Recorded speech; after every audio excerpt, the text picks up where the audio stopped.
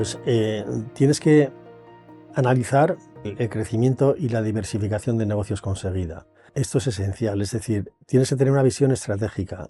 No solamente tienes que atender a razones fiscales, jurídicas, etcétera, ¿no? Tienes que tener una visión estratégica para determinar cuál es el momento adecuado para realizar esa reestructuración. Si el crecimiento te ha generado una diversificación de negocios dentro de una misma sociedad, tienes que plantearte necesariamente colocar esos negocios en sede de distintas sociedades. ¿Cuándo? Pues tienes que cuantificar las diferentes rentabilidades de esos distintos negocios.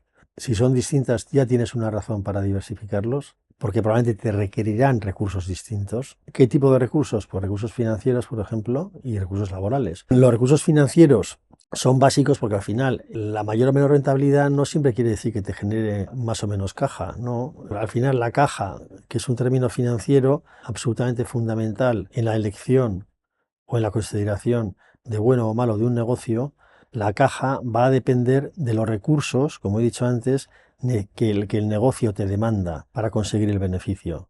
Entonces, si te requiere el negocio mucho endeudamiento, por ejemplo, y otro negocio te requiere menos endeudamiento y por tanto uno te genera más caja que otro, pues tienes un segundo motivo, además de la rentabilidad, para plantearte la reestructuración, es decir, la colocación de estos negocios en sede de distintas sociedades.